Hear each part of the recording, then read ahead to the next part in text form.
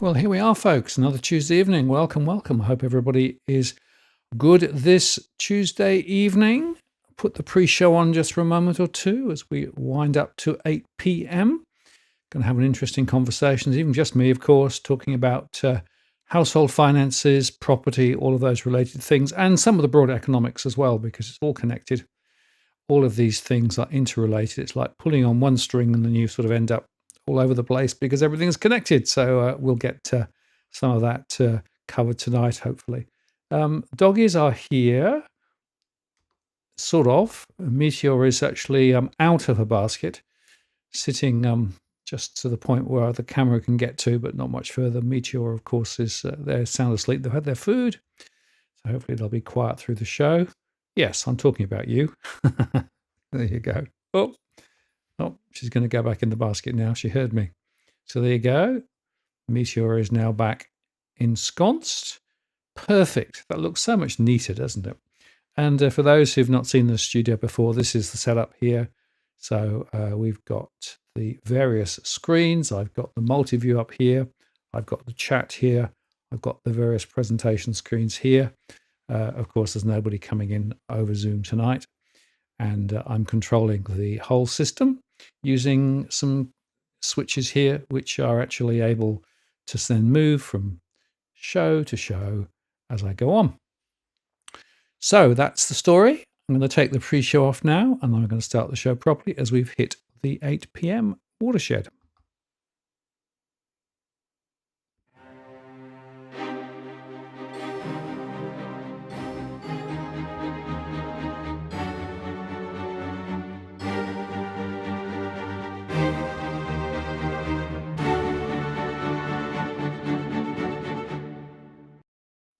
Well, good evening. Welcome to this live stream on the 14th of October, 2025. Remarkably, it's soon be Christmas. Martin North here from Digital Finance Analytics. It's great to have you on this evening. And thank you very much for taking some of your Tuesday evening to spend it with me. It's really appreciated. And of course, also the community too. Great community. A lot of returners there tonight and also some new names. So welcome, welcome. Great to have you on. This is going to be an important conversation because it picks up on a short show that I did about a week and a half ago when I updated everybody with the latest information about the September analysis through our modeling. I want to take that further tonight, but I also want to cover some of the latest economics and some of the latest financial news. And Cookie has sent some very nice slides across, so we'll go into some of those. And also do a deep dive into some of the property areas, look at postcodes. I've had a couple of requests already, and I'm sure there'll be a chance to look at others as well. Because what I'm trying to get at here is I'm trying to look at it from the point of view of not the economist's view of the world or the RBA's view of the world, but I'm trying to look at it from the point of view of real, ordinary households across the country. Because I feel that at the moment there's a big gap between the official story of what's happening and reality for many people. And hopefully I can cast a bit of light and maybe some insight on that this evening. Before I do that, remind you, we're not providing specific financial or legal or property advice. A general conversation only. We moderate the chat. Feel free to throw your comments and questions in. This is as at the 14th, as I say, 14th of October 2025. If you're watching in replay, if you'd like to get a question to me, if you use that Walk the World, that'll get it into my queue. It means I can see it and handle it. I won't necessarily follow all of the conversations in the chat simply because there's too much going on. I have enabled Super Chat as well, which means if you want to get your question to the top of the list, or indeed nominate a particular postcode top of the list, or make a contribution to what we do around here more generally, you can use Super Chat. Greatly appreciated. We don't do this for profit. We do this because we think there's a really, really important conversation to have. And I want to say thank you for all of those who support us, whether it's via Super Chat, via Patreon, or via PayPal. It really does make a big difference to enable us to continue to do what we do. So let's move the conversation forward. And to do that, I think we might cut across to this. This was the tenor when I put this earlier show up, how real households are coping with the property pickle despite the hype. Because, of course, this was at the beginning of October when everyone was chatting about the new first owner grants and how it's going to stoke the prices, etc., etc. Well, things have moved on a bit, and now people are beginning to realise that it's maybe not such a blinder of a strategy, although the government sort of spooked it to high heaven. And in fact, the latest consumer confidence data, which came out today from Roy Morgan, show that consumer confidence has fallen again. It fell 2.1 points last week and is slumped to a 12-month low on the lead up to Christmas, with mortgage holders reacting poorly to the possibility of interest rates being held until the end of the year. And there's greater uncertainty about their personal situation. I think that's exactly right. I'm seeing it in my surveys too. And in fact, Christopher Joy picked this up, highlighting the fact that there was perhaps more uncertainty about whether monetary policy easing is coming to perhaps the end of the story. Now, that, of course, is despite the hype. People are saying, hey, it's great, but no, look at this. The Mars boss says that high wages and energy prices are a threat to investment, including Australia. Australia is a high-cost country, so there are some significant factors there to bear in mind. And, of course, also it's worth taking this on board. The RBA refuses to accept any responsibility for the runaway housing market, claiming that it's not the fault of the RBA. Well, of course, she would say that, wouldn't she? But I have to tell you that I do believe that the RBA policies are part of the problem. But I would remind you also that it's also the credit availability. And as Steve King keeps reminding us, he's absolutely right, a significant momentum is being created for inflation and for house prices from the fact that banks are lending more and more. As they lend more and more, double the rate of inflation actually at the moment. If you look at what their lending growth is, that is putting further momentum into home prices, which again leads to inflation directly and indirectly. And in fact, a lot of the economists, of course, have this view to say that no, it doesn't matter, because basically if somebody is borrowing, somebody else is on the other side of the equation, so it nets out. That's not how it works. Credit growth is a magnifying factor, which is creating significant momentum in house prices, significant inflationary pressures, and of course, all that liquidity sloshes around the system and drives inflation directly or indirectly. The other factor to bear in mind, of course, is the other tax breaks. And in fact, there was a show that I've recorded late last week, went up over the weekend, with John Wright, associate professor. And this was a really fascinating conversation with John. And he put his finger on a very important point, the so-called real estate carry trade. So his thesis is it's going to go pop at some point. The reason it's going to go pop is all of the tax breaks, etc., etc. And in fact, the carry trade in Australia has been magnified by government policy for a long, long time. If you've not seen that show, I do recommend it. It really is thought-provoking. He's a philosopher as well as an academic more broadly. And I'm a philosopher, of course, by training too. So he had a bit of a philosophical chinwag about it. But he did make some very, very nice points. And his style of presentation, I think you'll find engaging if you've not watched the show. It's doing very well. It's doing double the normal view rate at the moment. So if you've got a bit of time, it's quite a long show, about an hour, but it's just worth listening to John. And I do encourage you. I don't think he's got all of the story, but I think it's a very important part of the story. Now, when I'm thinking about what's going on at the moment, of course, we've still got the spruiking. We have the spruiking from the first owner grants. We have the spruiking from the auction clearance rates. And we still have the spruiking from the suburb set to soar.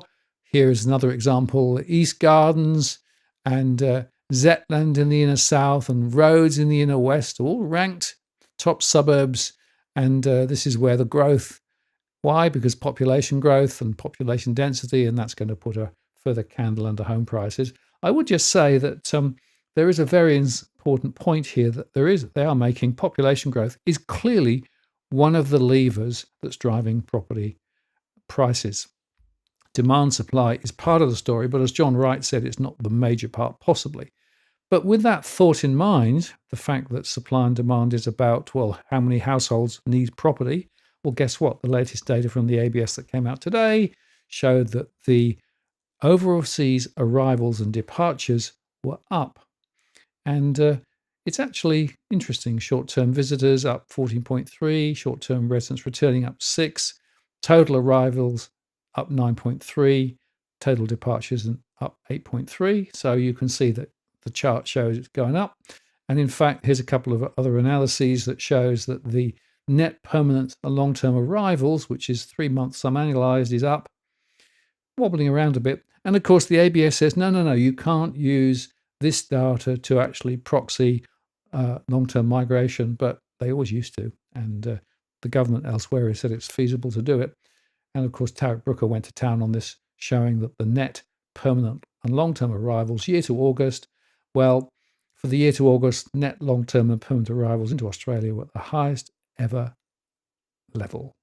Current figure is up by 22.9 thousand, 6.4% versus last year, and up 138.5 thousand, 15.4% versus 2019. There is part of the story. The fact is that strong migration, as well as the carry trade, as well as poor government policy, is all part of the reason why houses are actually unaffordable for many people. I've shown you the charts before, that this is a very important element within the story. And if you had any doubt about that, it's fascinating to look across the pond, of course, because in New Zealand, well, over there, the Kiwis got another rate cut, a 0.5% rate cut. They're now at 2 point something, as the economy stalls and home prices fall. And home prices are falling and rentals are falling as well. So if you look at this, you can see here that rentals in New Zealand are down. And that's a very interesting factor to take into account. And if you actually look at it in a bit more detail, what you'll discover is that, sure, the Reserve Bank in New Zealand put interest rate up a little bit higher than Australia, but they tightened migration policy in New Zealand. And they've actually now got a net outflow of people. And so the migration momentum is a very significant part of what happens to property prices or not. And so the big contrast between Australia and New Zealand is the various settings that we've got around tax breaks, around migration, and around interest rates.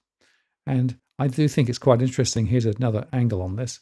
You can see here that the net migration from New Zealand to Australia and the labour market conditions is a very, very interesting little insight here. We can see a lot of people coming from New Zealand across to Australia. So they're one of the inflows into the country here. So people are moving from New Zealand into Australia. And in fact, I was talking to somebody the other day who went to New Zealand, stayed in New Zealand a little while, got status there, and then directly was able to move to Australia. So in fact, the New Zealand side door is actually a proxy of a way to get into Australia.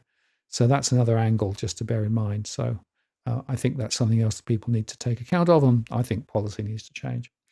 The Reserve Bank, of course, put out their notes today from their last meeting.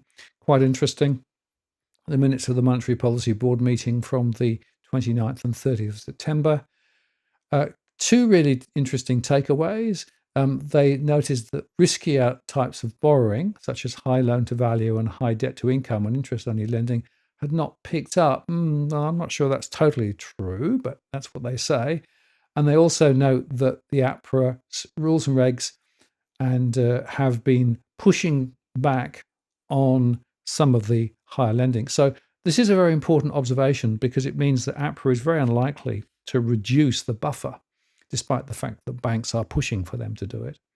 Another interesting observation from the minutes was that they said that they agreed that the market pricing and the range of model-based estimates for the neutral cash rate, it was a bit hard to know. The models are imprecise and do not provide any direct guide to policy. And I'd say that more generally, I don't think that the bank's modelling is very effective at the moment. I think their predictions are actually, or their estimates as to where things may go, have been quite inaccurate. And so therefore, given the fact that we don't have a very good compass to which to manage the economy, the RBA is as much in the dark, but they are actually refusing to recognise two things. One is credit policy more generally is a catalyst, as I said earlier on. And the fact of the matter is that for many people, the so-called recovery of consumer spending is just not there. So Michelle Bullock pushed on this quite hard when she actually gave her press conference and saying, well, households are better. No, I don't think many households are. I do think some are, but quite a few households, I said in my surveys, are really under the gun at the moment as a result of that. I think the story ahead for many households is going to be very tricky. That's why I called it the property pickle. It's not being solved. It won't be solved. And just another little angle on this, thanks to Cookie for this chart as well. Shortage of new apprentices hit the housing target. So this was just an observation. It's very hard to get apprentices. It's very hard to keep apprentices. They're very costly, and also they're very unproductive as well. So another interesting little observation.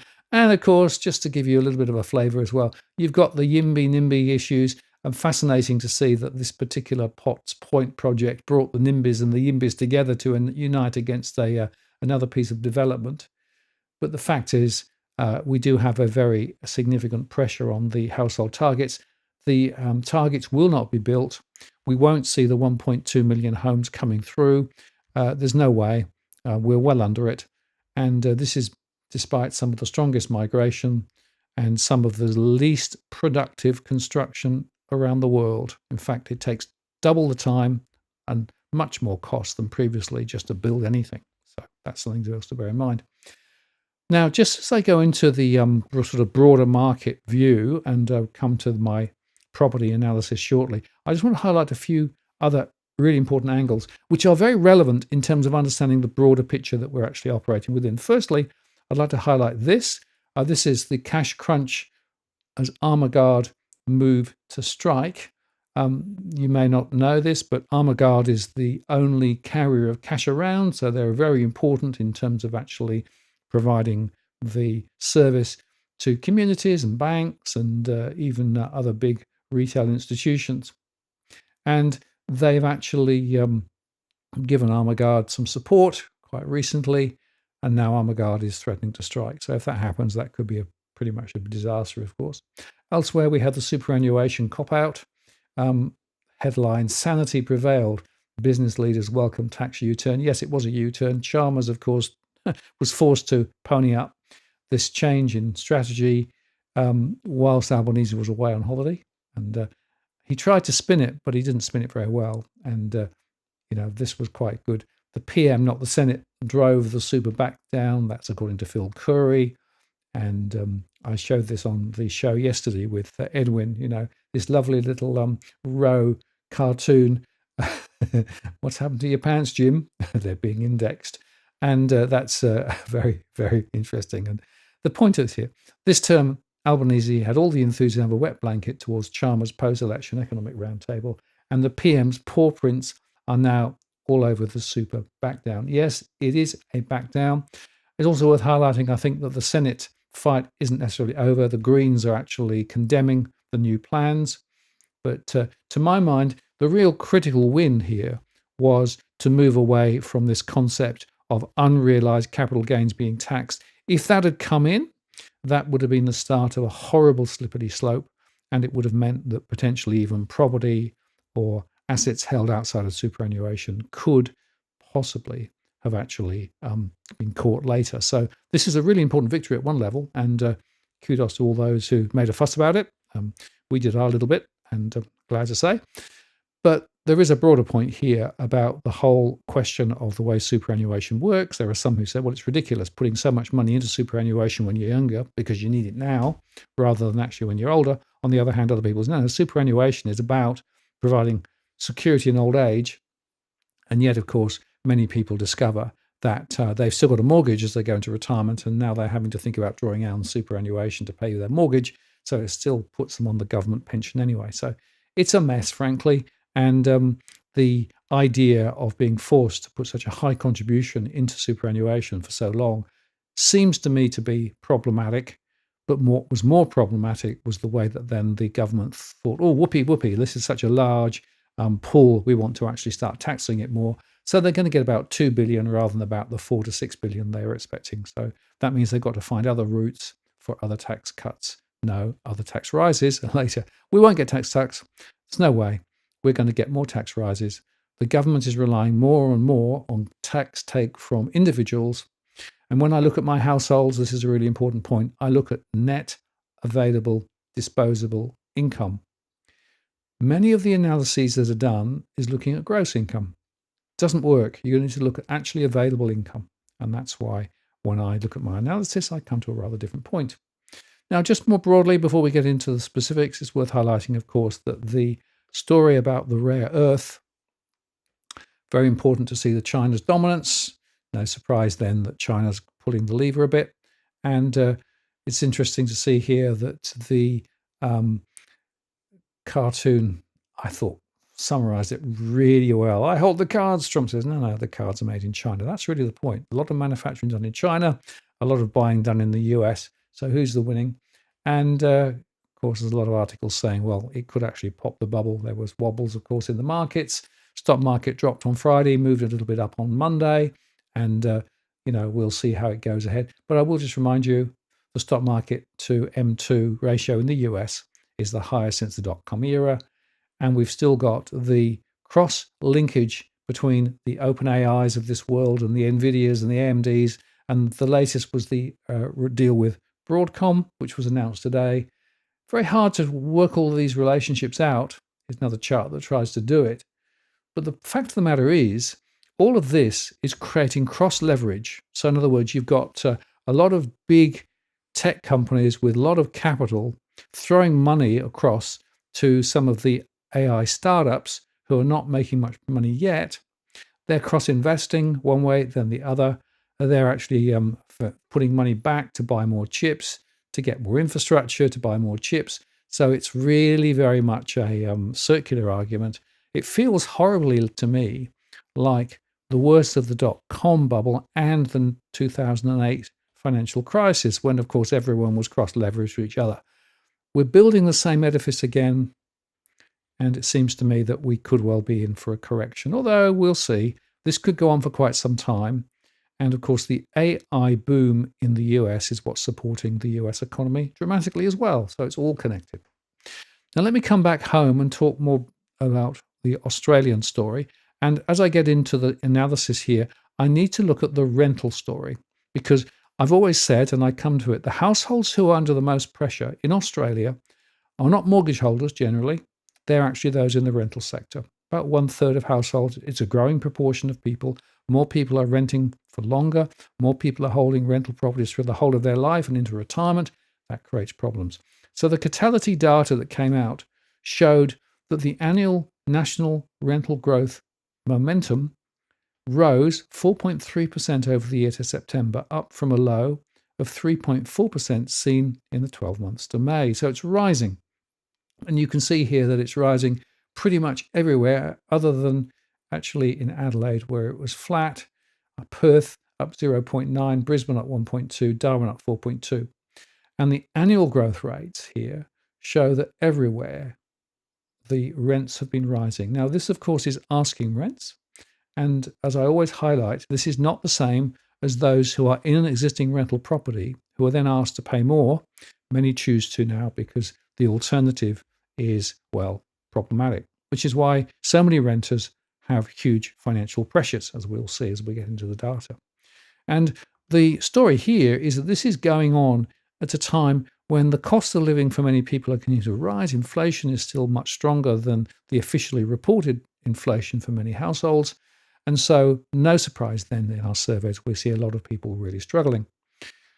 On the gross rental yields, this is another little angle which is worth thinking about. With dwelling values up 4.4% and rental values up 2.8% since the first rate cut in February, the gross rental yields have eased to their lowest level since November last year at 3.65%. And you can see here that there's a bit of variation. You can see that houses and units are behaving in slightly different ways. Typically, units are a bit better than houses. That's often what we see. And you can see here that nationally, the gross rentals are 3.4, Darwin's at 5.8. You can see Melbourne's at 3.2, Sydney at 2.6. So the rental returns are actually pretty astonishingly low.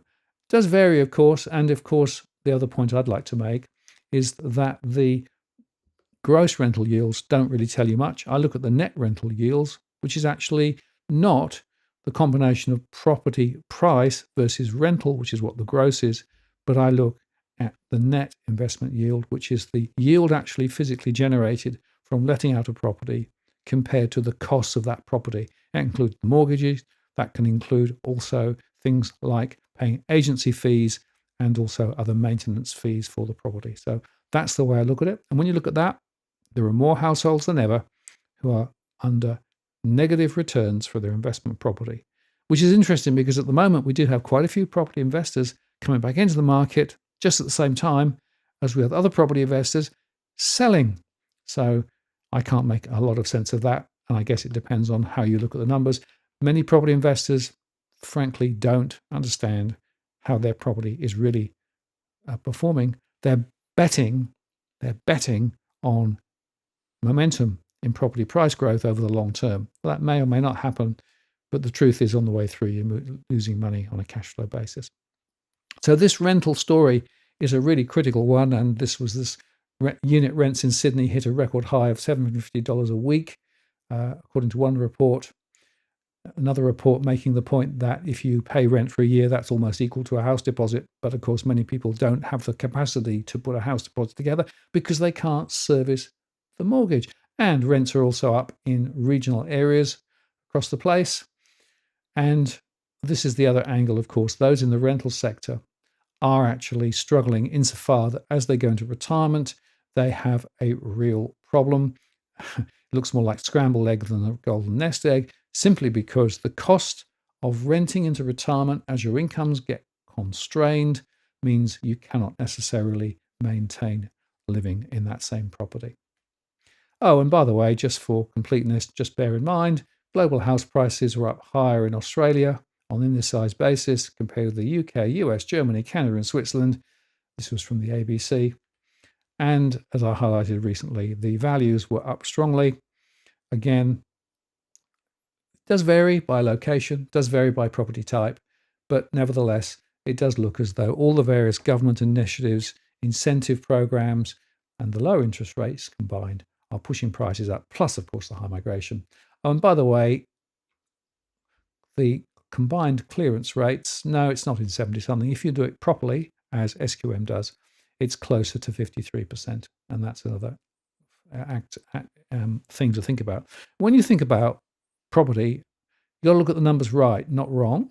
And yet there's so much spruiking that actually have really forced the issue. And just on that, the spruiking, I'll make another point. This is the average income needed to afford a house in each capital city. And you can see here that in Sydney, the average income is $293,000. In Melbourne, only $189,000. In Perth, $140,000. Adelaide, $163,000. Believe it or not, you need more money to live in Adelaide than Perth. That's a scary, scary set of stats. Bearing in mind, of course, that this can be two full incomes. Most people these days can't afford to get a property on their one income. They need two incomes. And then the other one here from the constructions angle. This is from Tarek again. Average new house construction costs through the roof. So that's going to put a further rocket under home prices. And it's partly this poor productivity, higher cost of materials, higher cost of wages, and all of those things are putting a pincer movement on property prices. Interestingly, also, the RBA said that the 5% Canberra scheme for first buyers could push prices higher. How much, of course, is the question. 6 to 8% is my guess. The Treasury said 0.something% over 6 years. And just to remind you again, as we get into the detail, you need to think not only about 5% deposit, but you also need to think about servicing the debt too. What happens if interest rates rise? What happens if the circumstances change? The fact is that lenders will have to still make an assessment on a 95% loan. In some cases, they're actually regarding that as a more risky loan, despite the government support for the 80 to 95%. And that means that the borrowing, the repayments are actually higher. So actually it becomes an affordability question rather than actually a deposit question quite often. And that's one of the reasons why there could be a bit of a break on this once people realize, although the reports are that more than 3,000 applications have started since the 1st of October. That takes us very nicely then to our modeling. And of course, the models from our core market model, we survey households on a rolling basis. We have 52,000 in the model at any one time. And we get the data back, and each month we actually produce these reports.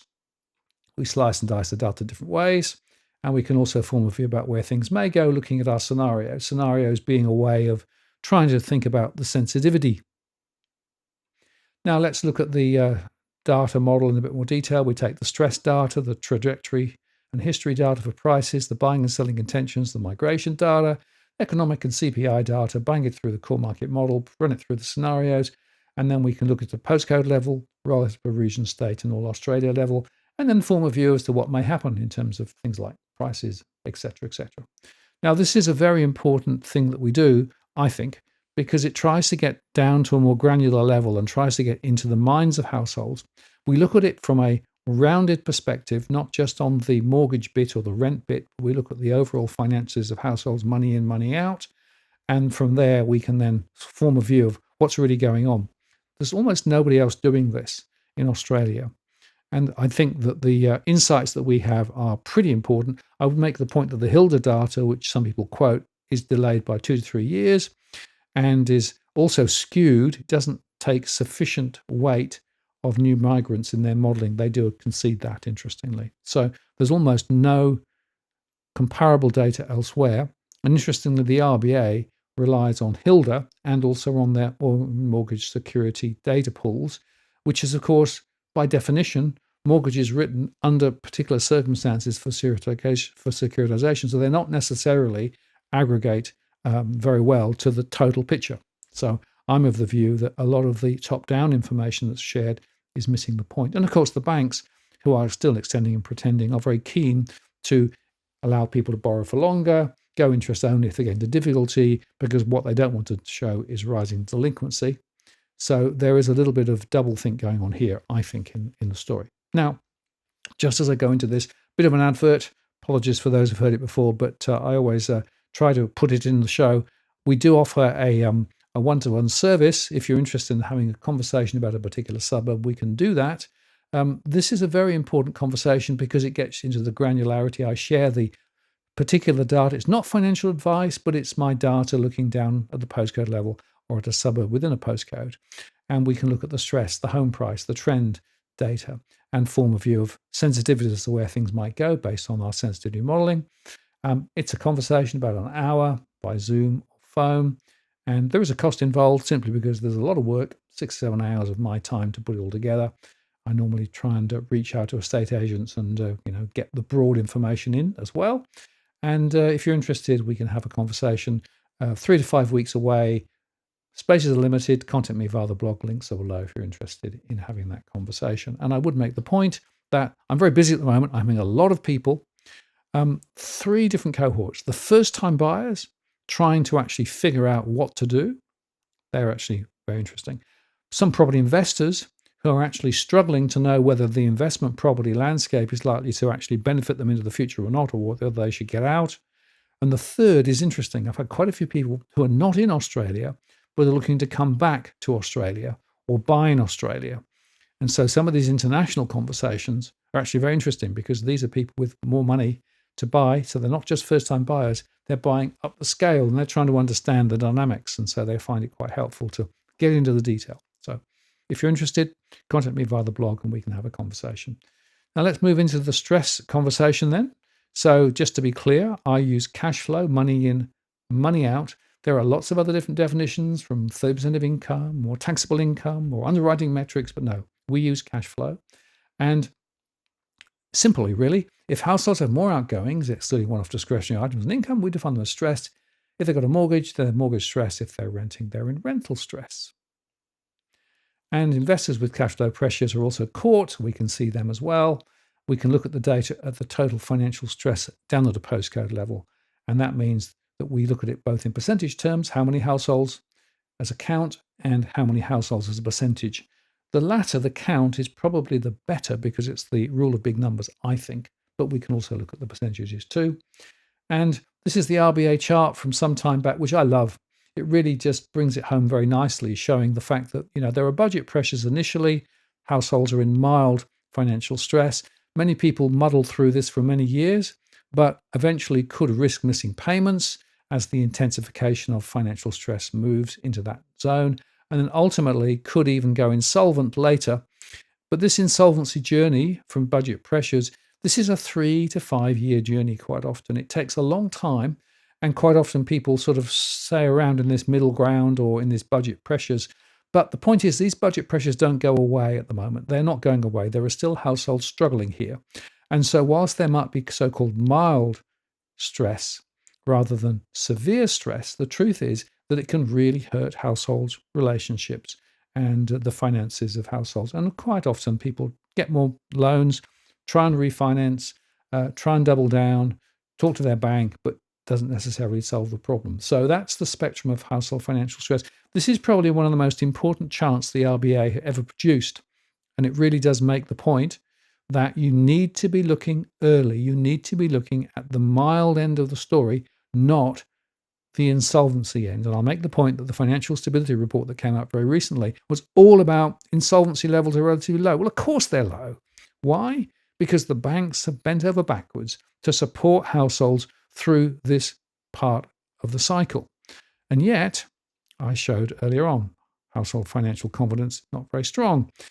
The fact of the matter is that many households are still up against it. And that's really the theme for today, that there's a lot of hype out there. There's a lot of you must buy, you must buy, you must buy. But the fact is, for many households, they're locked into a pretty nightmarish scenario because of the confluence of the large mortgages that many people have to take, the significant pressures for those in the rental sector, the inflationary costs of living still biting, and the fact that real incomes are hardly rising at all, and for many people are going backwards still. So all of those things are in the mix.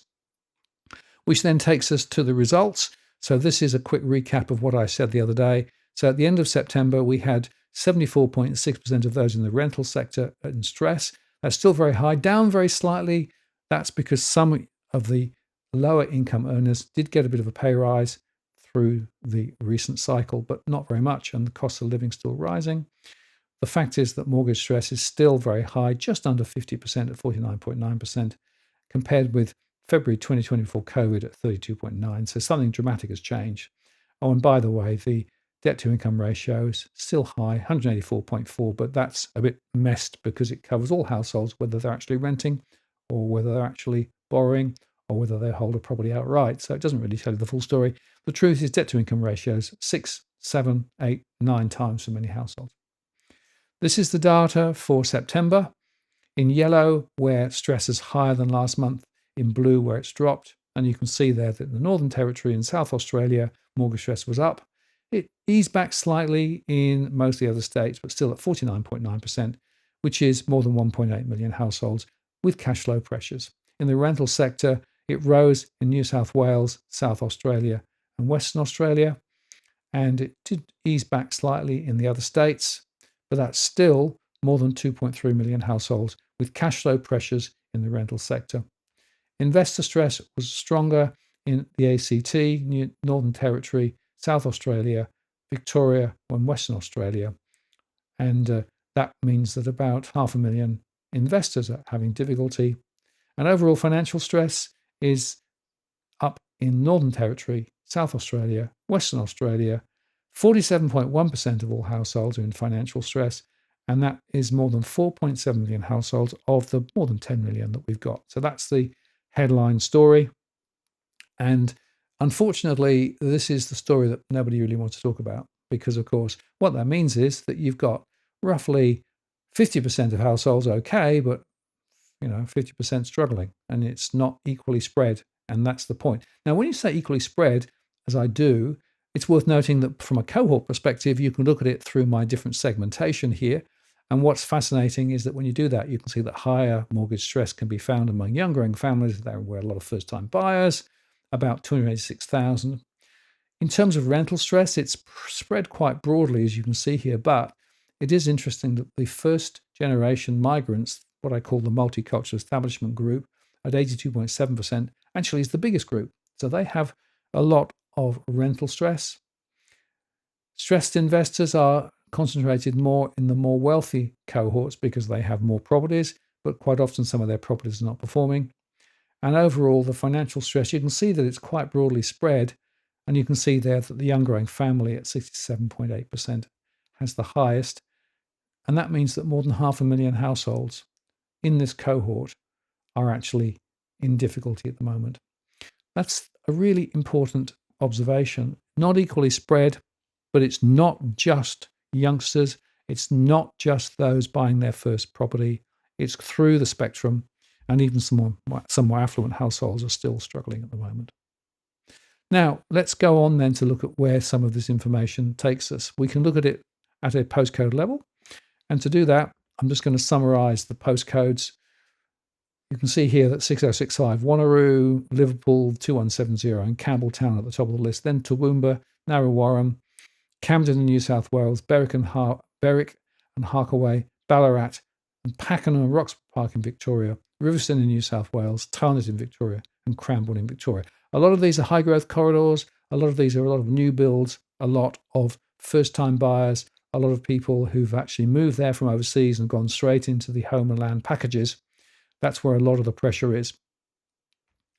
And it's a fascinating analysis when you start doing it. Now, there's another way I can look at this information, of course.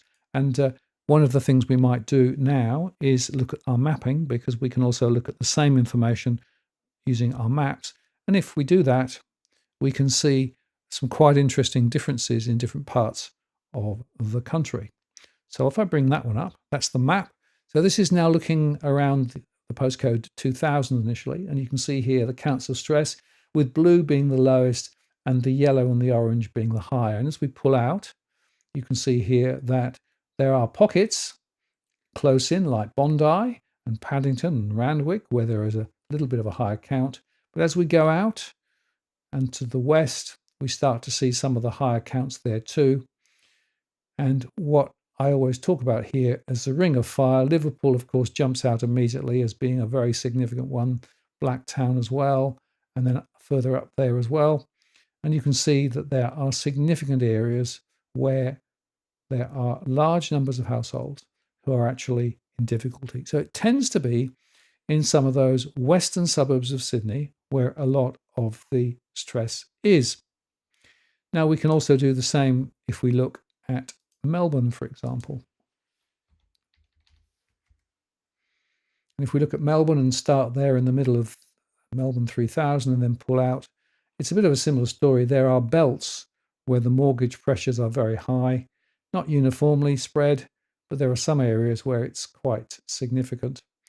And you can see here the ones coming in around Wyndham, 3029, 3030, 3037. And then as we pull out further, we can also see postcodes like 3806, 3805, 3810. And there's a bit of a sort of a ring around the edge. A lot of high growth corridors, a lot of new properties, of course, in these areas. And then if we pull out a little further, even Ballarat in the regional areas there are also caught. And we might just look to Perth as well, seeing as Perth, of course, is where property prices have been very, very strong. A lot of people are piling in with big mortgages. And so once again, as we pull out, we can see that stress is, well, spread in different areas, but typically up the coast and outside of the CBD, it's a little higher. As we pull out, you can see here that places like 6065, that was top of the list, of course, this time, was there, and places further south as well. So that gives you a bit of a flavour up and down the coast. Less stressed closer in, but quite a lot of postcodes feeling the pressure. And that's really the point I want to make, that this is actually something now which is impacting a lot of households, a lot of areas. It's not just young growing families, it's not just on the urban fringe, it's actually much more broadly based than that. Now, if we then move on the conversation, we can also look at things other than mortgage stress itself. We can also look at the consequences of that. So risk of default is something I measure. Now, risk of default is not a historic measure. It's from now for the next 12 months based on what we've seen historically may happen. And this particular chart gives you the risk of default, the count and the percentage. You can see that Cranbourne in Victoria, Armadale in Western Australia, Tarnet in Victoria, Mandurah in Western Australia, Roxburgh Park in Victoria, Success in Western Australia, Bundaberg in Queensland, Gosford in New South Wales, Derrimut in Victoria, Samson in Western Australia, Wanneroo in Western Australia, Toowoomba in Queensland, Coomera in Queensland, and Mount Pleasant in around Mackay. And so those are the areas where we expect to see the highest levels of pressure when it comes to looking at the default rate. Now, defaults, of course, they come and go. But what it does mean is that defaults are potentially significant. And when these defaults happen, they tend to build up and then all of a sudden appear. Now, we can also look at that a different way. If you look at the mapping, this is the risk of default by postcode. And again, I'm going to start in postcode 2000 and pull out. And you can see here that risk of default is building a little bit, but it's not massive, but a few. As we pull out, you can see that default rates are a little bit stronger over in the west, as you would expect. Bigger numbers, Blacktown, Liverpool, places like that. So in the New South Wales area, default rates are high, but not dramatically high. If we then look at Victoria, again, focus on 3000 and pull out, we can see that default risks are a little higher in some areas.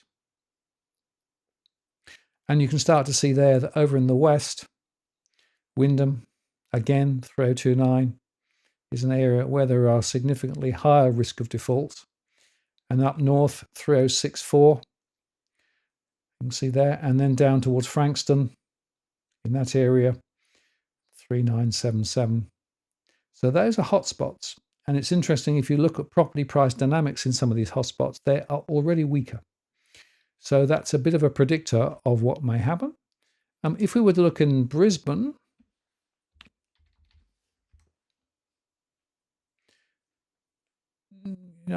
close in, not too much to see, but as you pull out South Brisbane, for example, or Norman Park, you can see there's a little bit more of an increase. And as you look out, again, what you find is there are a few hotspots where the number of defaults is rising. Now, I should say that in Brisbane, the population density is a little lower, so the counts are not necessarily as high as some of those others, for example, in Melbourne. But nevertheless, you can see places like Ipswich and even down to the Gold Coast. So defaults there are a little higher.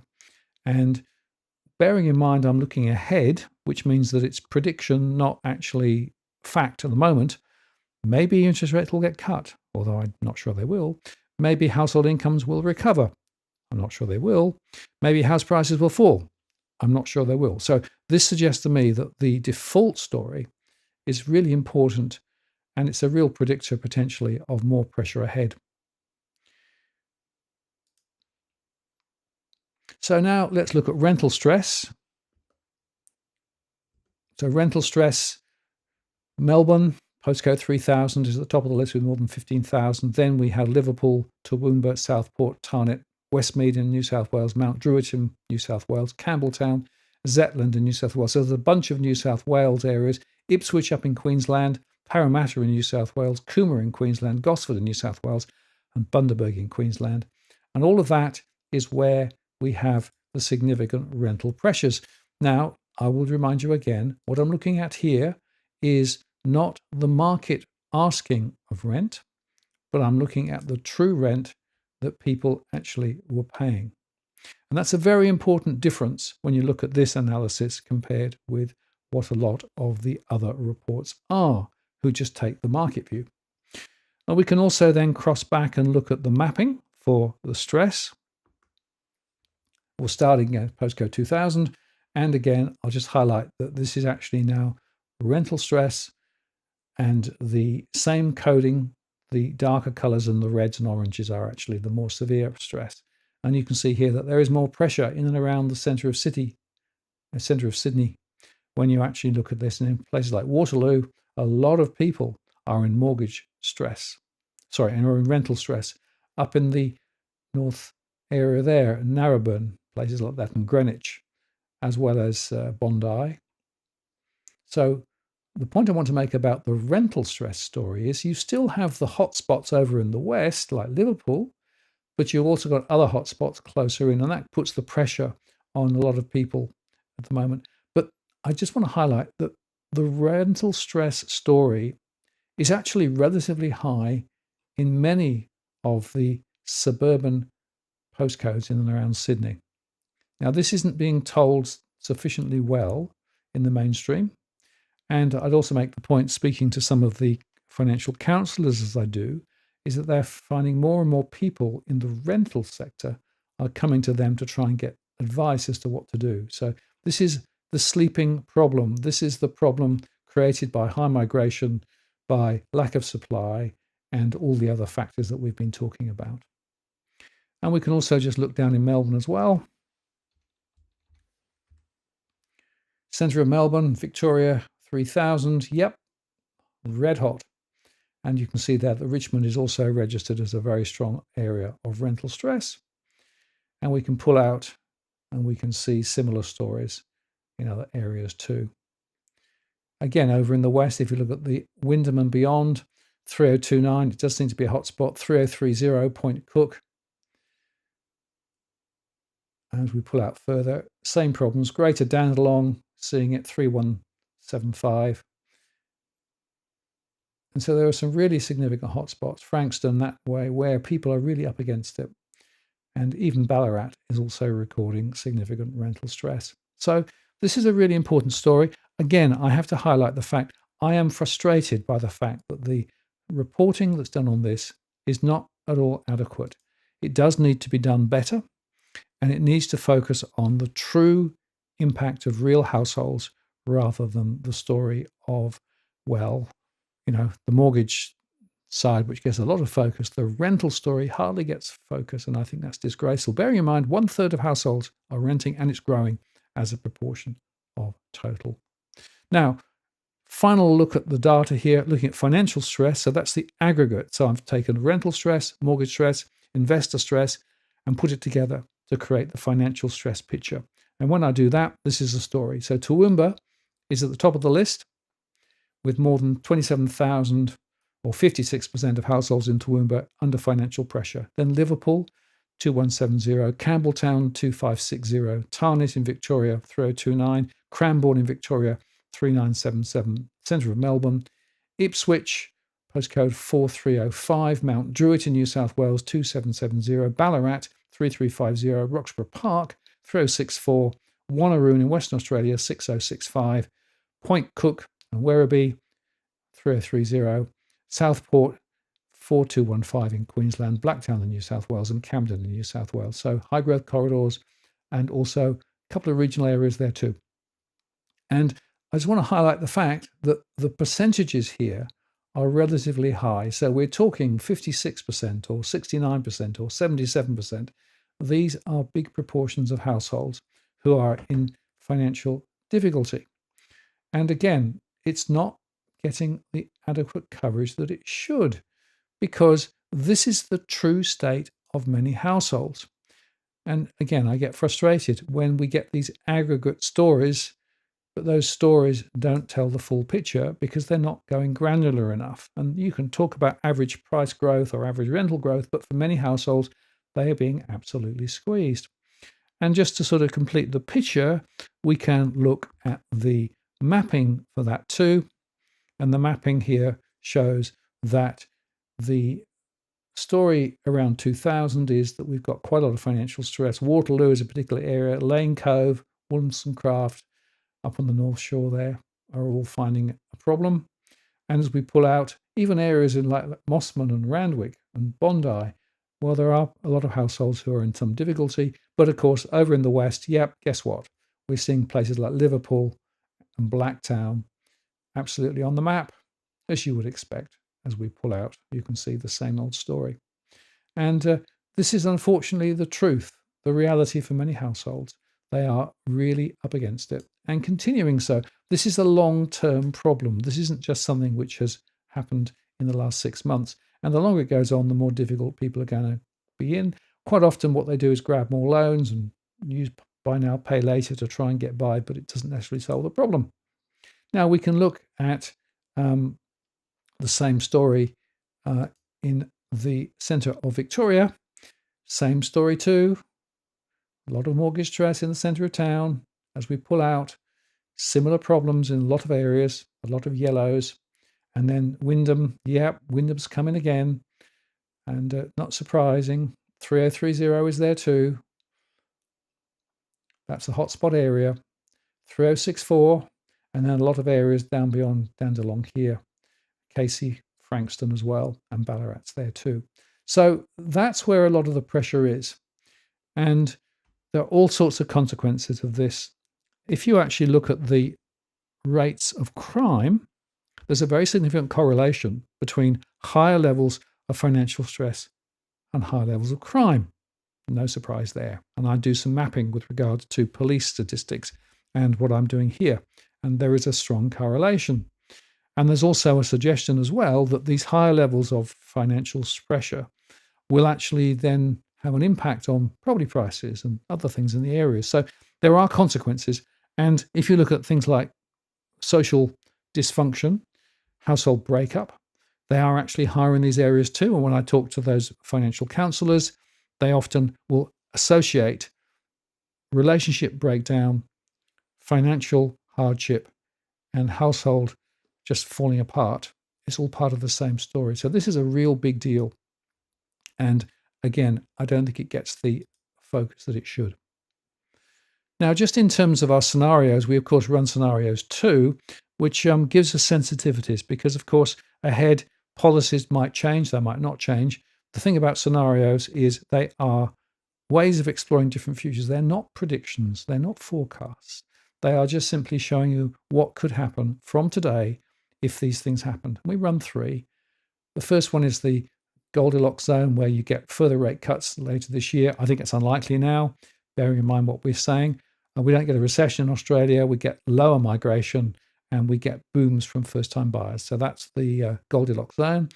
The softer base case is we've got rates staying around until at least December. Inflation falls, but then starts to come back up again. It's coming back at the moment, of course, and stays above target until 2026. We don't get a recession, but migration does ease back a bit. And then the nightmare scenario is we still have high rates, but we have migration which stays high, maybe dropping later because of people actually seeing the negativity in Australia. We see that wages growth stalls, unemployment rises. We get further impacts from the trade-led recession in Australia thanks to Trump. And as a result of that, we say rates stick around. They get cut later, but it's a little bit too late. So that's essentially the scenarios that we use. We could run other scenarios. And in fact, if you're interested in other scenarios, tell me. For another show, I can put those scenarios in and we could see the results. The point is the model is sensitized to all these different dimensions and we can play with it. What we can then do is to say, well, what's the implications? Well, let's start by looking just at Australia-wide. So this is the scenario. In the best case scenario, there is still a further price rise possible over the next 3 years across averaged Australian home prices, up 14.8% over 3 years.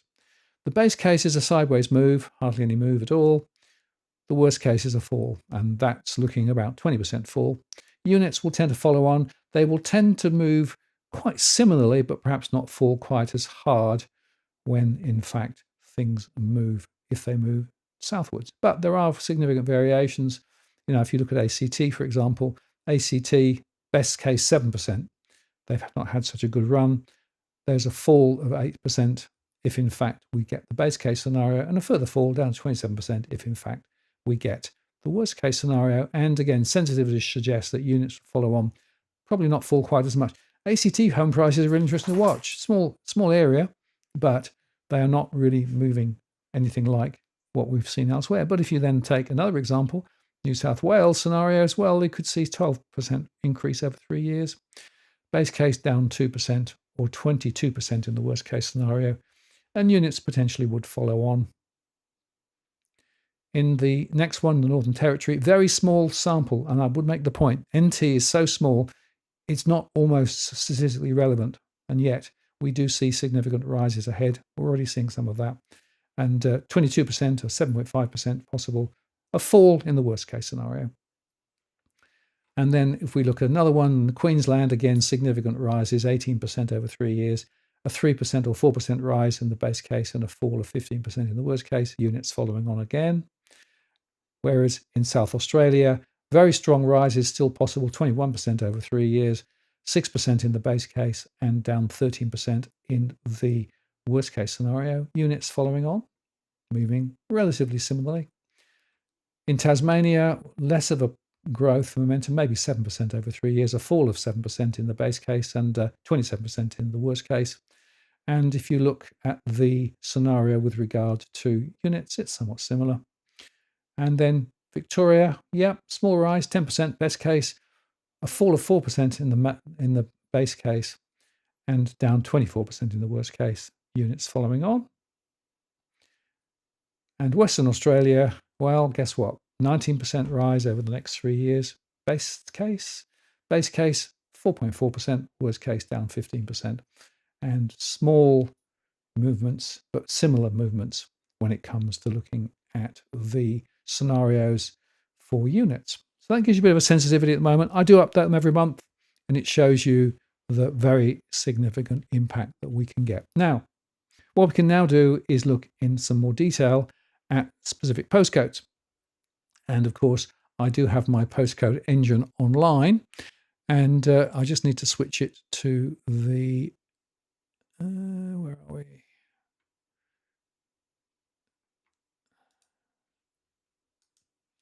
Okay, so if I push that button and then that one, right. So this is actually the standard model that I produce for every postcode that I cover, more than 2,000 every month. And I use 2,500, that's Wollongong, the one I know really well. And you can see here, we know the number of households, how many are buying, how many are renting, how many are owning outright. We can look at the stress levels, that's pretty high, 40% in mortgage stress, 75% in rental stress, and 54% in financial stress overall. 35% of houses in this area, 52% of units. The vacancy rate was a little high, but that vacancy rate number, that was from the base census in 2021, so it's going to be quite old now. And the fact of the matter is that the old data from the census is out of date, but it's the best we've got. So we can't really update it until the next census, which will run, of course, next year.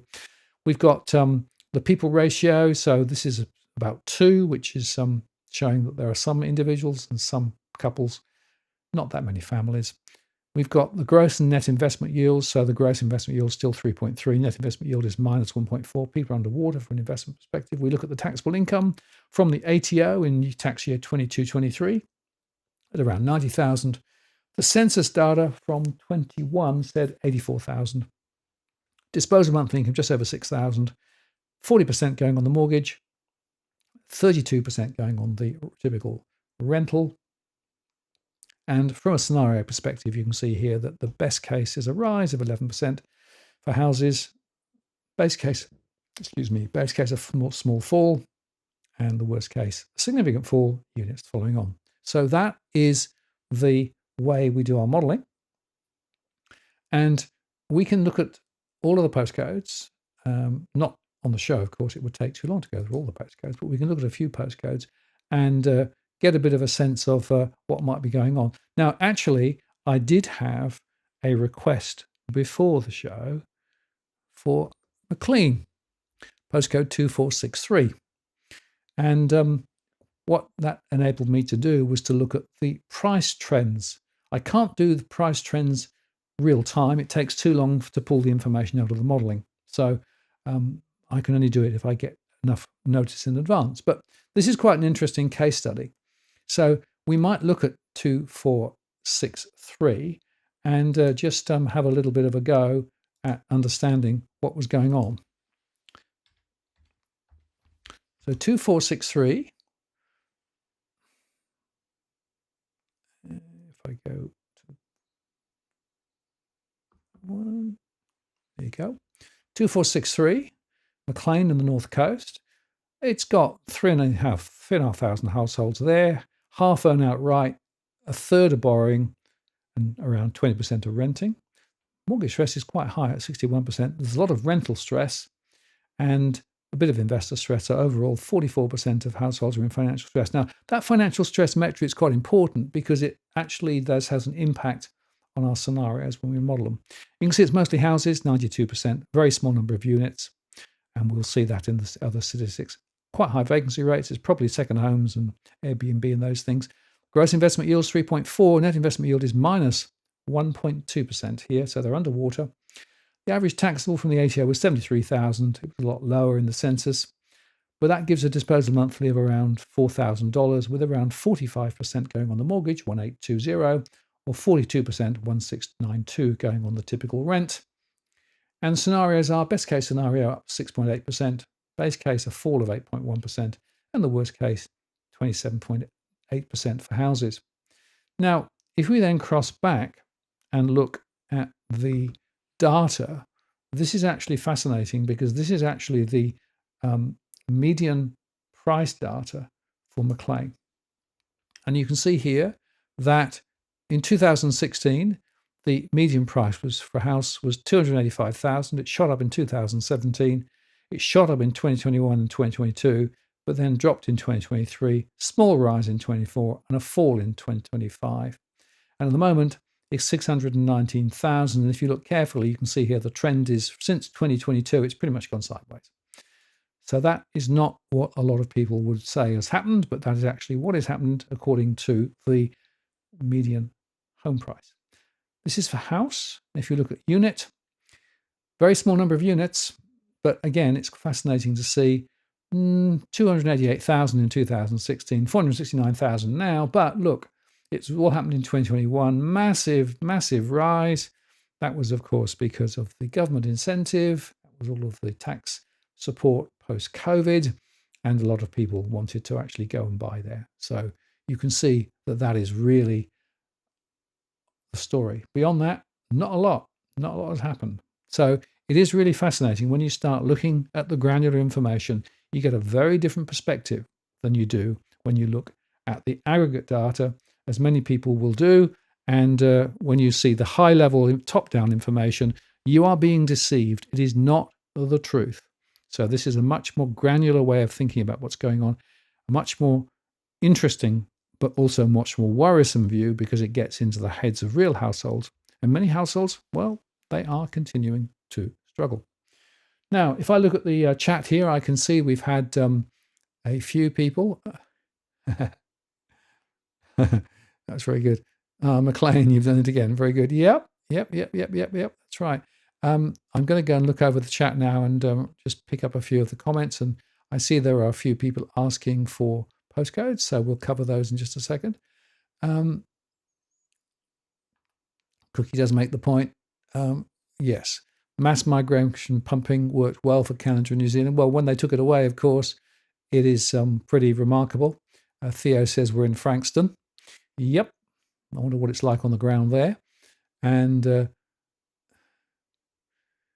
Jason says some of the reporting appears to be affected by government is nonsense. Yes, I think you're right. There's a story being told, but it's not the true story. This is why this is such an important thing we do here. I really believe that if more politicians really woke up and understood how things were really happening on the ground, they would do very different things. But there you go.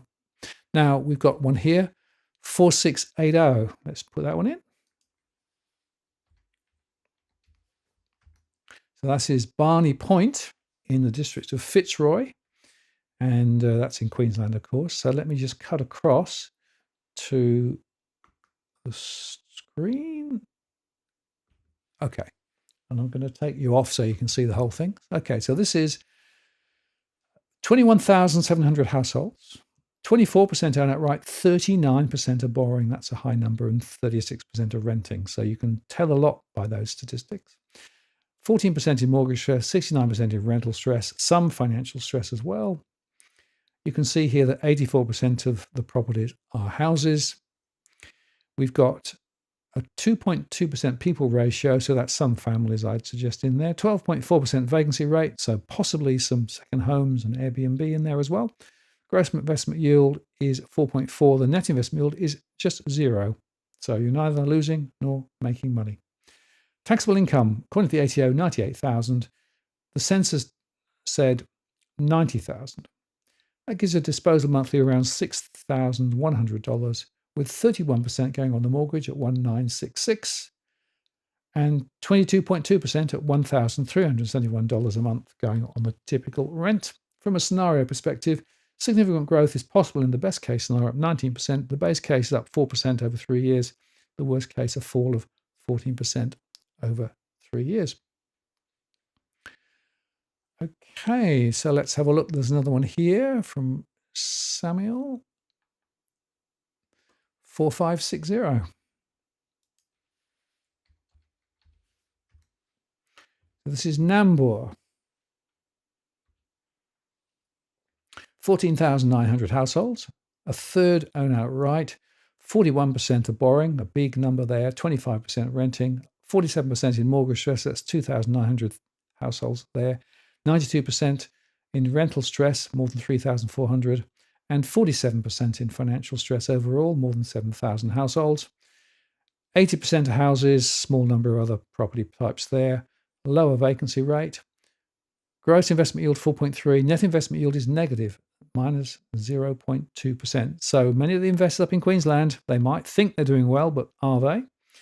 The average taxable 77,000 compared with 73,000 from the census data, giving a disposable monthly of just over $5,000, with 41.1%, just over $2,000 going on the typical mortgage, and 36.9%, $1,869 going on the typical rent.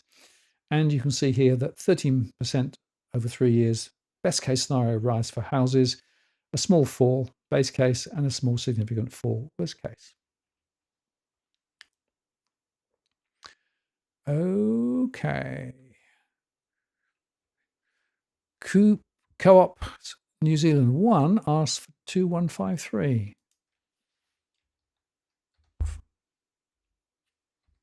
Bang that in. Balcombe Hills. And we'll look at the property growth. Well, it depends on your scenario. What do you think is going to happen with regard to interest rates, as I said earlier on? 22,000 households here, 34% owning outright, 45% are borrowing. We're getting higher and higher. Nearly half the households are borrowing here. Talking about the mortgage belt, 20% are borrowing, renting, I should say.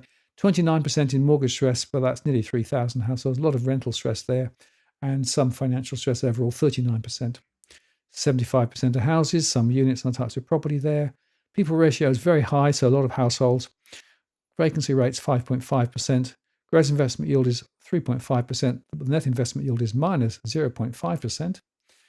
Underwater. Average taxable, 109,000. The census said 229,000. The multi-flag comes up. That's because this means it's multiple average incomes, meaning 2 incomes are going to help pay the mortgage. Gives a disposable monthly around 7,700.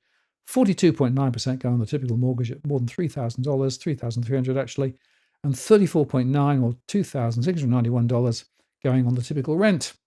From a scenario perspective, in the best case, you might see a rise of 11% over 3 years. The base case, a fall, maybe 3.6% over 3 years, and the worst case, a more significant fall.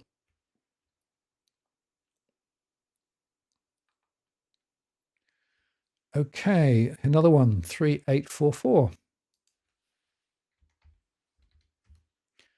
This is Traralgon in South Gippsland.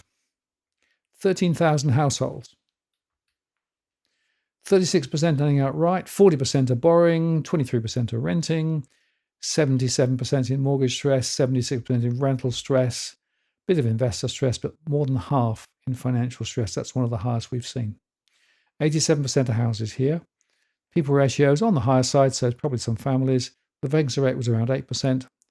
Gross investment yield 3.2, net investment yield minus 1.7, so underwater. A lot of Melbourne investment properties are significantly underwater. Average taxable 89,000, or the census data said 80,000. Disposable monthly income just under $6,000 actually. 27.3% going on the mortgage at 1,589, and 23.7% going on the typical rent 1,380.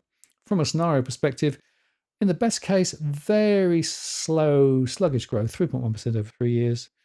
The base case, a fall of 11%, and the worst case, down 31%. Another one.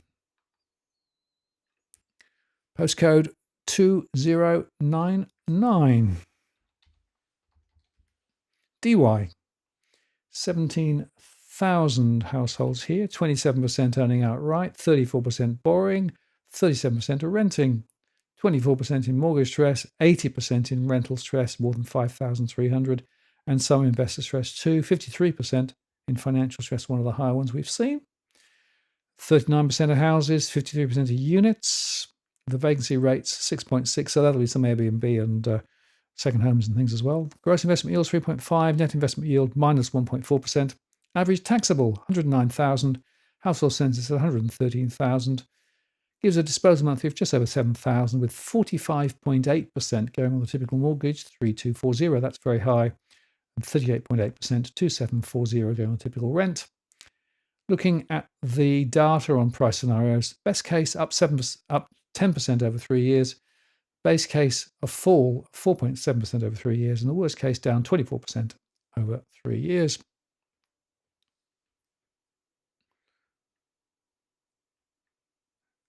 What else have we got? Okay.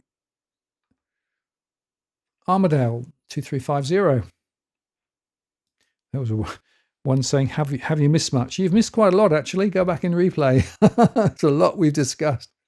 It's really important to understand the context of this particular analysis.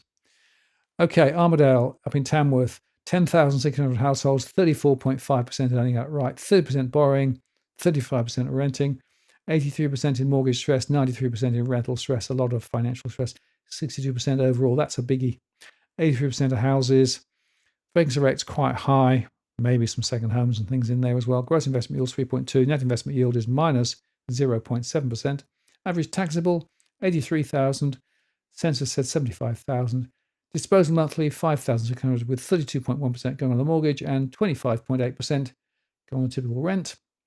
And the scenarios would say best case, 4% rise over 3 years. Base case, a fall of 10%. Worst case, down 30%. Okay, now I think we've caught up, which is good. Let me just see what the other comments are. And how are we doing for time? 9:16. Okay, well, not too bad.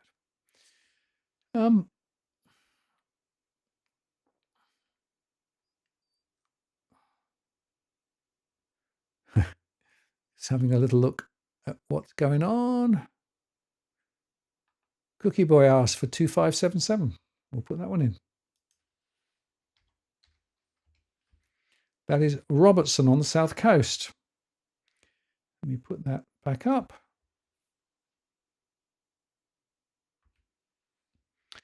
Okay, 6,800 households with a 43% owning outright, 30% borrowing, 21% renting.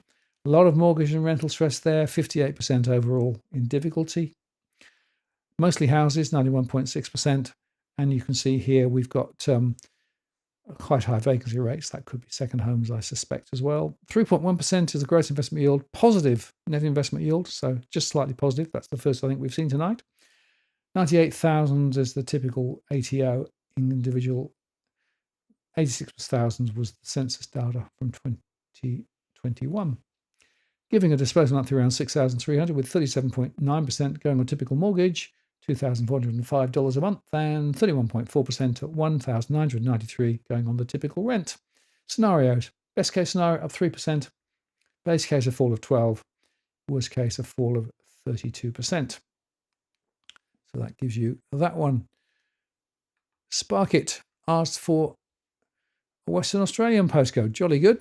I always like to do WA 6167. This is in the area around Bartram. And here we have 10,800 households with 19% owning outright, 51% borrowing. That's a very high number. 28% renting. A lot of mortgage stress at 49%. 76% in rental stress as well. Overall financial stress above 50% at 52%. 91.5% of houses. This is going to be one of those high growth corridors, of course. High vacancy, high ratio, so that's households with families. Vacancy rate at 8.1%. 4.2% gross investment yield, but negative 0.7% net investment yield. So again, investors underwater. 84,000 average taxable, 79,000 from the census, giving a disposable monthly use over $5,200, with 35.7% going on typical mortgage at 1,874, and 28.4% at 1,495 going on typical rent. Scenarios: 14% rise over the 3 years, best case, a flat base case, and a fall of 20%. Okay. Cookie Boy says, any special guests on the cards? I'm working on some. It's quite complicated. There's a lot of people I'm trying to get on, but trying to actually get them to come on when I can come on is a bit complicated at the moment. So watch this space. We'll see. I hope you enjoyed John Wright when he came on. I thought it was quite a fun one.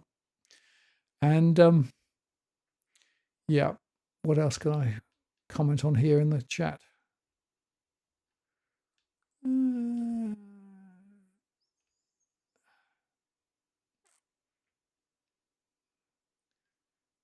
Yes. Just a quick. So Drew, yes, the show that John and I put up on IOTP got taken down by YouTube a few hours later. John put it up on his channel on X, so you can still watch it there. And in fact, we're going to make another show, John and I, later on today, which will go up on IOTP to explain the story and what happened. There's also another coverage in the Daily Mail, if you didn't see that today. There was one yesterday, there's one today. And we now know that the ABC put pressure on YouTube to take the show down, which I thought was quite interesting. So there's more to say on that, but I won't get into a detailed discussion on that here, other than that it was a very shocking thing we did, but we think it was warranted, bearing in mind all the circumstances. All right. Well, we are getting close to the end of the show. So let me go back to my notes and just see what else I want to cover. Okay. So one of the things I try to do here is I try to highlight the pressure on households and the fact there are a lot of households under pressure, but of course there are things that individual households can do.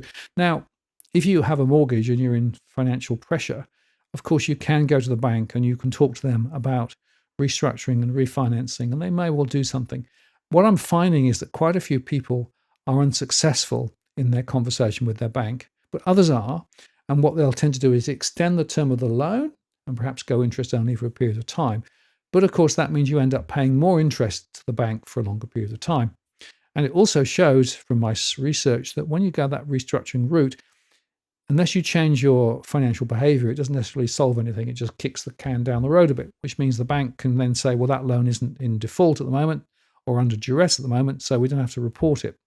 So it gives them a way out. More importantly, I think, is households need to actually get to understand their own finances better. And that means two things. Firstly, it means understanding the money coming in and the money going out. That means you need to hold a cash flow. Now, whether that's a spreadsheet or whether it's an app, different people have different methods of doing it, but you need to actually go to that discipline. Now, I know that's hard for some people, and many people find it really, really difficult to be able to get your arms around it. But building a cash flow is step one. And step two is then prioritizing. Prioritizing a few things. One is the things that are essential spending versus the things that are nice to have spending. Now, of course, there's a bit of debate. Are subscriptions to the various streamers essential or not? Well, I'll leave you to debate that. Are those big phone plans essential or not? The fact is, it's really interesting and important to look at where the money is going and then prioritize. And unfortunately, what I'm seeing quite often is that people are prioritizing things which are possibly things they desire to have rather than need to have. But at least you can have the debate, because once you've actually identified, you can prioritize and identify which are the essentials and which aren't. And then, of course, it's a matter of going through methodically and trying to sort of prune things a little bit and balancing and rebalancing and prioritizing more effectively. I'd also make the point that if you've got multiple debts, get to know the interest rate on those debts and try and pay down the interest on the debts with the highest interest rates first. It's fascinating how quite often people seem to forget that credit cards, unless you pay off every month, have very high interest rates. If you pay off every month, credit cards can be quite a useful tool. But if you are indefinitely revolving, then it costs you a lot. So credit cards are not good. Personal loans aren't that flash either. They tend to be unsecured and therefore higher. And of course, buy now, pay later and payday loans are actually not necessarily that useful too, because buy now, pay later is great if you use the facility and never actually miss a payment. But if you miss a payment, you get pinged with big penalties, and buy now, pay later loans are just excessively expensive. So there's a really important discipline there. The other point is, once you've done the cash flow and hopefully got your family to sort of buy into it, stick to it and keep it up to date, and then record how things are going, because that's the other thing I see in my surveys. Around half of households have no cash flow. Some have tried to do it, but then failed because it's just too complicated or difficult, or they haven't got time. No, you do have time. It's really important to make the time, because at the end of the day, if you don't know where you are, then you cannot plan. And you can't rely on the government to cut. You can't rely on the RBA to cut interest rates. You can't rely on the government to hand out more and more and more. You have to take ownership of the debt. And I'll just make the point. We have institutionalized debt in the country to the point where everybody is expected, it seems, to have debt. You've got debts from university education, you've got credit card debts, you've got car debts, you've got mortgage debts. Everybody's got lots of debt. Yeah, that isn't the only way to live, but it is the way that most people assume it's the only way to live. And there are a small number of people who believe that debt-free is good. Now, I know you need a mortgage, and I understand that, but nevertheless, aiming towards to be debt-free is actually a very powerful, liberating experience. And so I would recommend thinking about that and thinking about how to plot a route out. What it means, of course, is you have to restrict your spending, and you can't necessarily grab all of those nice, shiny things that you like, but then maybe you can sleep at night a little better. Now, the other point is you may need to reach for help. And when you do that, it's really important to reach for the right help. I recommend the National Debt Helpline, 1-800-007-007. This is the government-backed and endorsed scheme of financial counsellors.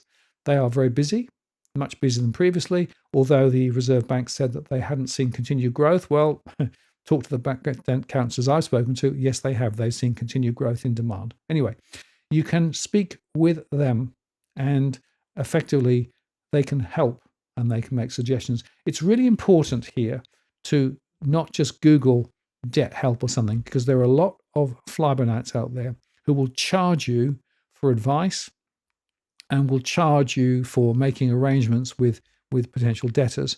They are milking those who should not be milked. So it's important to go to the right place. This is a really important place, and I recommend it. So that's the first point. The second point I'd highlight is that if you need help to build a cash flow, there is this wonderful tool which AFCA has put up, the Statement of Financial Position.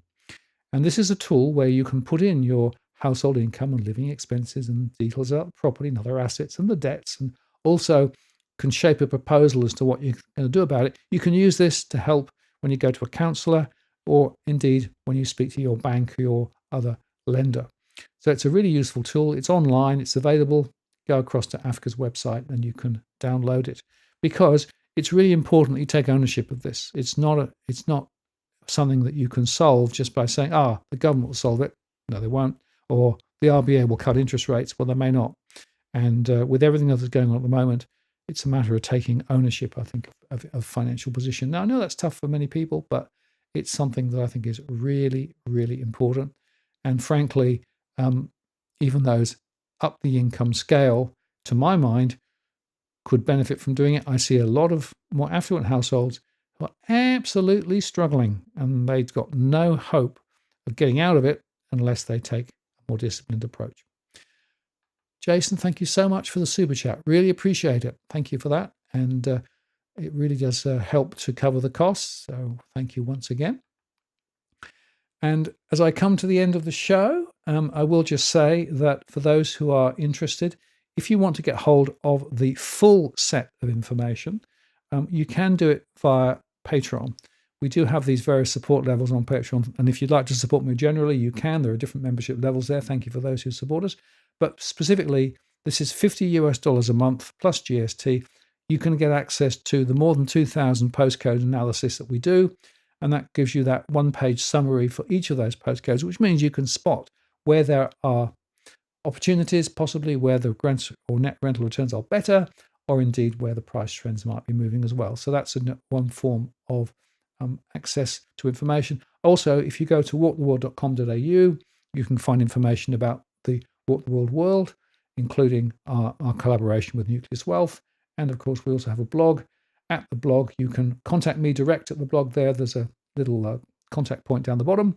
And that also contains all of my information, and every post that I make goes up there as well. So if for any reason we get chopped by some other mechanism, the blog will continue because I own the blog. Oh, and by the way, if you'd like to support us via PayPal, you can even do that. And I do appreciate those who do support us with donations via PayPal. It really does help. This is something we do not for profit. We do this because it's a really important conversation, especially now. And I do believe that households who are under pressure can find a way out, but only with a bit of discipline and a bit of methodology removed. Don't listen to the spruikers. Don't listen to those who are claiming that prices will always go up and you must buy now, whatever. No. There's another story here, and it's about financial resilience and how you build that. And hopefully today I've enabled you to grab a little more insight about that, some insights about the way the property market has been running, and also about specific postcodes. Thank you very much for coming on tonight. Really appreciate it. Just to say that next week, I'm going to have a conversation with Adam Stokes, and we're going to cover the latest and greatest or not in crypto land. Of course, Bitcoin shot through the roof and then come back dramatically after Trump's intervention late last week. And we've got the stablecoin conversation to have as well. So that'll be a very interesting conversation. So join us for that next time. And in fact, the week after that, it's also worth highlighting the fact that we'll be on talk specifically about first-time buyers. Cookie Boy just asked, can we discuss the auction results? Yes, Spruiker's going nuts, of course, but in fact, the number were down. And as I said earlier on, as I highlighted, Louis Christopher's numbers are completely different. The fact is that the spruiking from the auction results are because they only report the results reported rather than all of the auctions. That means that it's overstated dramatically, and it's part of this spruiking mentality. I cannot underscore enough. The spruiking is turned up to 11, and the spruiking is coming from the media, who are linked to the property sector, and frankly, it's coming from the banks and a lot of other economists as well. The truth is rather different, and what I've tried to do today is to share some of the truth. Then, well, that's it. We're done. Thank you very much for spending time with us. Have a good week. Check out our recorded shows every day of the week, and check out the Tuesday show next Tuesday as well. And here are the dogs. They are still here. They've not moved, well, hardly moved. And they are now ready for the next walk, which is the next thing on my agenda. So thank you very much for spending time with us this evening. Thank you very much for the community and for all your comments and observations as we went through. I look forward to seeing you next week. This is Martin North from Digital Finance Analytics signing off. Take care.